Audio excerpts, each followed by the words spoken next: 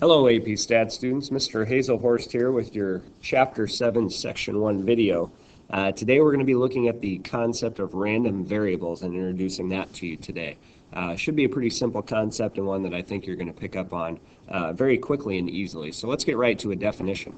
Random variable is just simply a variable whose value has to be a numerical outcome, and it's got to come from a random phenomenon. So basically we can say it's a number determined by chance. All right, probability deciding what the value of our number would be. So when we look at it in this context, something like what's the outcome when I flip a coin, that would not be considered a random variable because the outcome there is not a number, right? The outcome of flipping a coin is heads or tails. Well, in order to be a random variable, we need it to be a numerical outcome.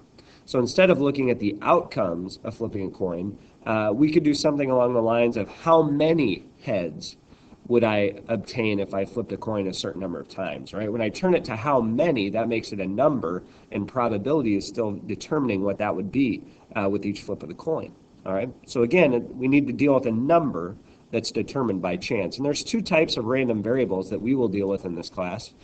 There's discrete random variables, all right? And these are values that are countable. These are values whose outcomes are going to be whole numbers. Right, so the number of students in a class, right, that would be a whole number. If we counted up how many students there are, we came up with 25 and a half. Well, we'd all be in a little bit of trouble then, okay?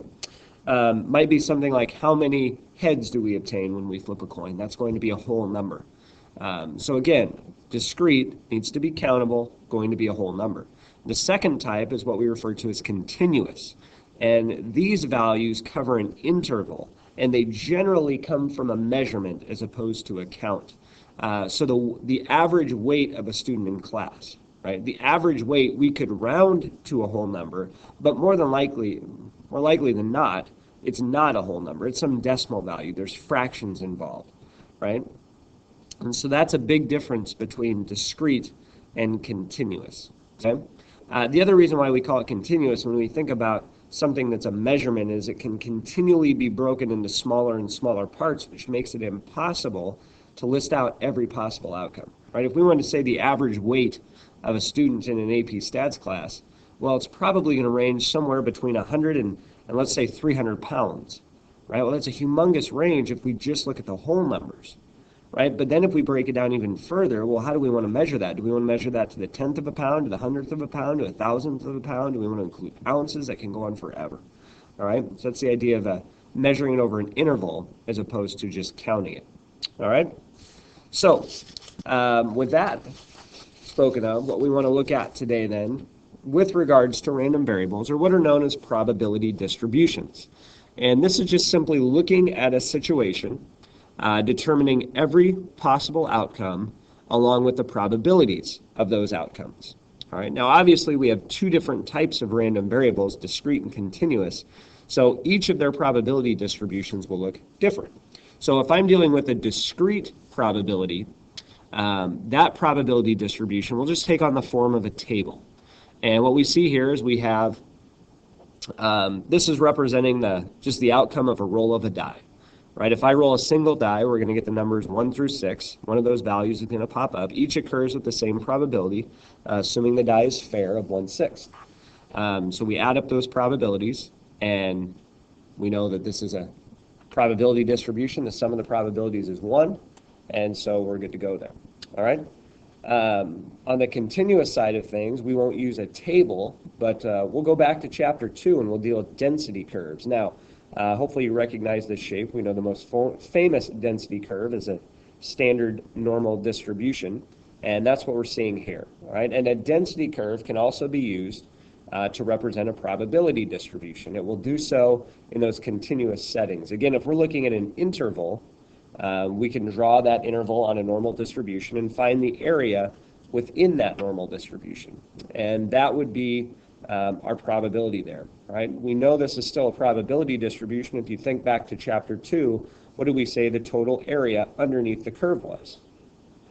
Well, hopefully you remember that we said it was 1, right? So just like our table up above, all the probabilities add up to 1, the total area under the curve in a continuous probability distribution is also 1. So they hold to the same characteristics that we discussed in Chapter 6 with regards to probability. So let's break each one of these down in a little bit more detail. Let's start out with discrete probability distributions. All right. So again, we said a probability distribution of a discrete random variable is going to take on the form of a table, where we've got x listed out, which would represent every possible outcome in this given situation, and each probability of that corresponding x value. All right. Now, just a reminder that the probabilities have to meet two requirements. Same thing we talked about in Chapter 6, so nothing new here. First off, all those probabilities have to be a number between 0 and 1. We can't have negative probabilities. We can't have anything over 1. We also need to recognize that the sum of those probabilities and all the probabilities in the table must equal 1. So those things are important. Now, oftentimes, since we're representing a probability distribution of a discrete value with a table, we'll also represent it graphically using what's known as a probability histogram. And this is just simply a histogram, so the bars are going to be placed right next to each other, where the x values, so all the possible outcomes, will be on the x-axis, and the probabilities will be represented on the y-axis. So let's take a look at a problem, and we'll create a probability distribution and a probability histogram of this problem in the context of the setting. So here's our example problem.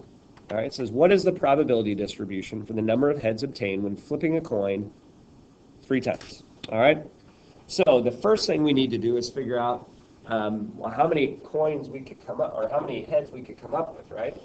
So if I flip a coin 3 times, all right, x is going to represent how many heads I could possibly come up with. Well, it's possible that I come up with 0 heads.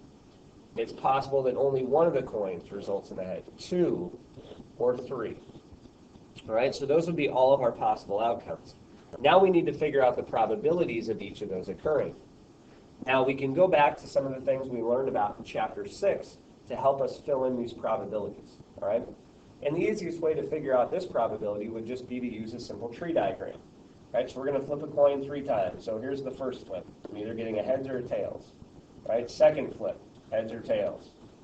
So branching off the previous. And then finally our third flip, heads or tails. Again, branching off the previous level. So when we get done here, hopefully you see there are 8 different branches that could occur as we talk about the probability distribution of flipping a coin 3 times. So now we just need to use this tree diagram to figure out the probability. So first off, the probability that we don't get any heads, well, that would be this branch right down here, right? So 1 out of the 8 branches results in 0 heads and all 3 tails. All right, now you might be thinking, where'd you get 8 branches from?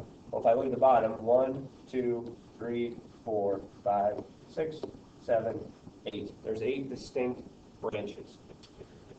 So then we need to find the probability that there are only 1 flip results in a head. Well, that could occur on this branch, that could occur on this branch, or that could occur on this branch. So we've got 3 out of 8 as our probability there. All right? And then we need the probability that we get 2 heads. So that could occur on this branch, or this branch. So again, probability there is 3/8. And then last but not least, the probability that all 3 of the coins result in a head.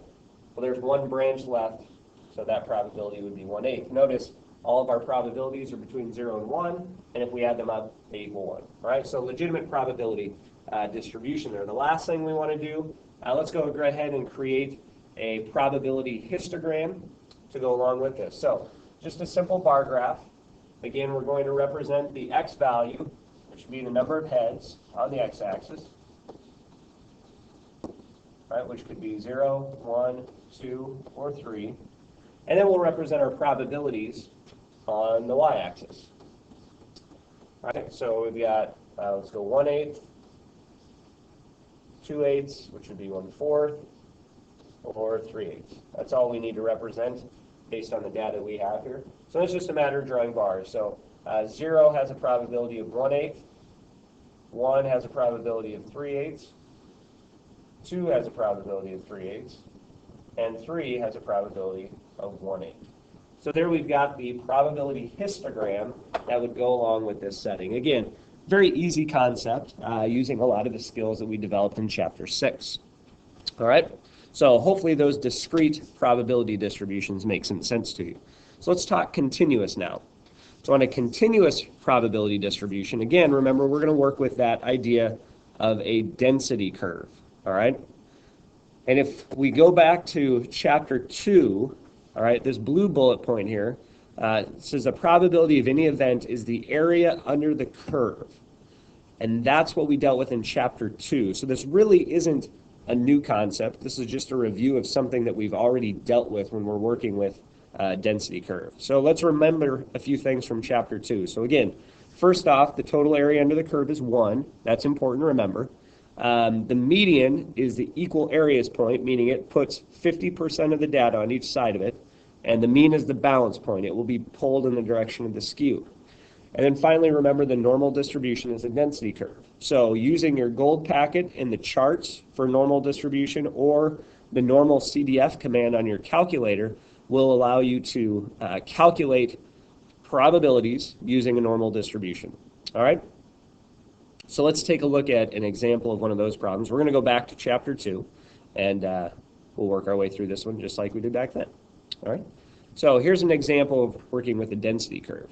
All right, so here I have a uniform density curve. Again, remember x, all the values of x are represented on the x-axis. Probabilities are on the y-axis. So whatever this random variable is, it can take on values between 0 and 1. We can see that this is a legitimate density curve because its area, all right, if I take its length times its height, all right, we would find an area of 1. All right, so legitimate probability distribution, legitimate density curve. We could use this to then answer questions about this density curve. So let's answer first off, what is the probability that x is between 0.3 and 0.7?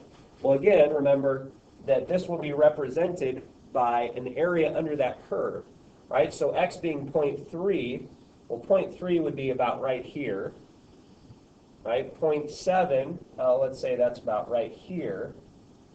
Right? So if we want to find the probability that we're between 0.3 and 0.7, we're finding this area underneath that curve. All right? So if we just use basic geometry here, we know the length of this would be 0.4 times the height of 1. So the probability that any random variables between 0.3 and 0.7 will be 0.4 in this problem. Okay? So hopefully pretty simple there. All right, another one. What is the probability that x is greater than 0.5? All right, so let's clear our diagram here. So if we want to find the probability that x is greater than 0.5, well, we know 0.5 is right in the middle here. And we want to find the area that's greater than, so we're shading to the right. All right, and again, our length here is 0.5. Our height is 1, so this probability would come out to be 0.5. Right? Again, pretty simple concept. So one more, and then we'll move on to a normal distribution to remind you some things there. So what is the probability that x is equal to 0.5? Right, now this is different, right, just equal to. So I'm going to draw this one in blue. Right, well, equal to 0.5 would be right on this line. Okay? So that blue is representing where it's equal to 0.5.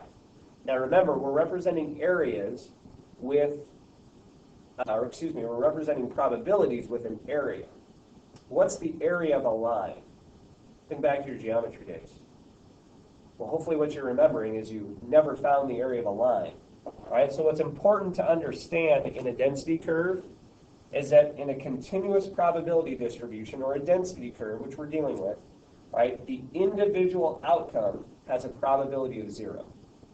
Right, so the probability that we find a value equal to 0.5 is 0 because we can't represent it with an area. Right, I can do greater than, I can do between, I can do less than, but I cannot do just equal to with a density curve. All right, so let's do a normal distribution problem, and that'll wrap up our video for us today. So just a review from Chapter 2. All right, so we've got kind of this information, remember a normal distribution, its shape is based on its mean and standard deviation. We have the z-score formula here if you want to work through that problem by hand. And then we have the information given over here. So if we read through, simple random sample, 400 undergraduates answer the question. You witness 2 students cheating on a quiz. Do you go to the professor? Assume the proportion of those who respond yes follows a normal distribution with a mean of 12% and a standard deviation of 1.6%. So what is the probability that in an SRS of 400 students, at least 16% of them would respond yes? All right, so if you think back to chapter 2, as we dealt with a normal distribution problem, what was the first thing that we should always do? And hopefully you just said, draw a picture, right? So we're going to draw a picture of this situation. Normal distribution, mean goes in the center, which we look back over here and we were told we had a mean of 12%. So I'm just going to put 12 right in here. And we want to find the probability that at least 16%. So 16% is going to be above that.